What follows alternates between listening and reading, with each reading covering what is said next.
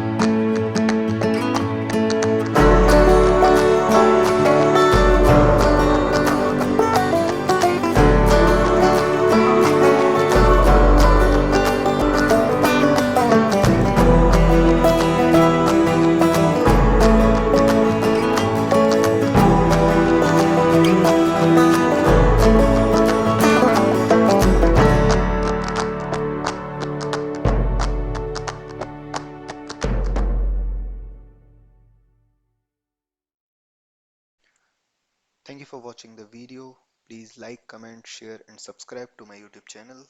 And support me so that I'll be the part of the YouTube family. Thank you very much. Bye bye.